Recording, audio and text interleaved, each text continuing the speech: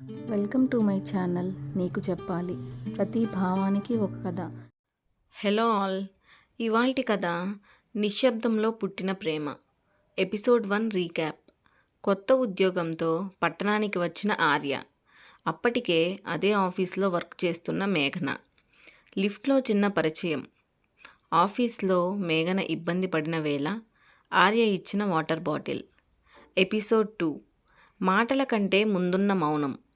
ఉదయం ఆఫీస్లో మళ్ళీ అదే హడావుడి. కాఫీ వాసన, కీబోర్డ్ శబ్దాలు. ఆర్య చైర్లో కూర్చున్నాడు. కళ్ళ ముందు కంప్యూటర్ ఉంది, కానీ మనసు మాత్రం నిన్నటి సాయంత్రంలోనే ఆగిపోయింది.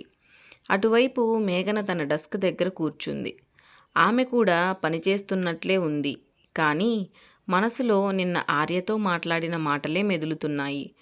తనలో తానే అనుకుంటుంది, నిన్న అంతలాగా ఏమీ జరగలేదు, కానీ అతను ఎందుకలా గుర్తుండిపోయాడు నాకు అని. ఆఫీస్లో కాఫీ బ్రేక్. కాఫీ మిషన్ దగ్గర చిన్న గుంపు.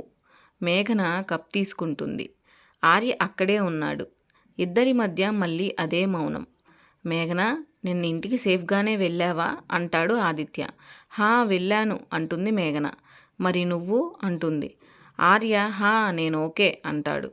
నువ్వు ఇక్కడికి కొత్తగా వచ్చావా అంటుంది మేఘన. ఈ ఆఫీస్కి కొత్త, కానీ పట్టణానికి కాదు అంటాడు ఆర్య. అంటే అంటుంది మేఘన. నేను ఈ సిటీలోనే ఉంటాను, కానీ ఎప్పుడూ ఒంటరిగానే అంటాడు ఆర్య. మేఘన కాఫీ కప్ని చూస్తూ, ఒంటరితనం మనకు అలవాటైపోతే అది కూడా బాధగా అనిపించదు అంటుంది మేఘన. మొదటిసారి ఆమె మాటల్లో తనను తాను చూసుకున్నాడు ఆర్య. తరువాత ఎవరి వర్క్లో వాళ్ళు బిజీగా ఉన్నారు. ఒక ప్రాజెక్ట్ ఫైల్లో మేఘనకు చిన్న డౌట్. ఆమె చాలాసేపు ఆలోచిస్తుంది, ఎవరిని అడగాలనిపించదు. కానీ చివరికి ఆర్య దగ్గరికి వస్తుంది. ఒక్క నిమిషం, ఇది కొంచెం చూస్తావా అంటుంది మేఘన.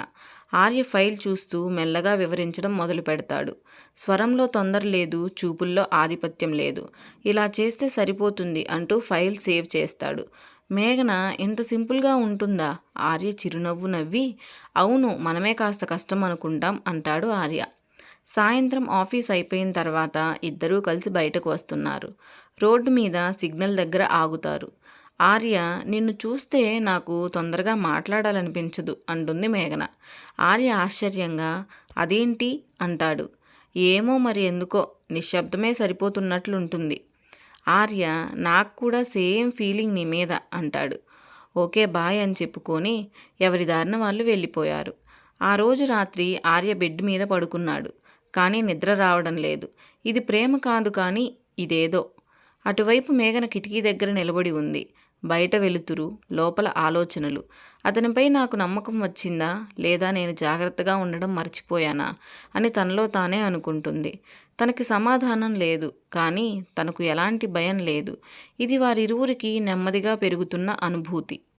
Thank you for watching. Hope you like this video.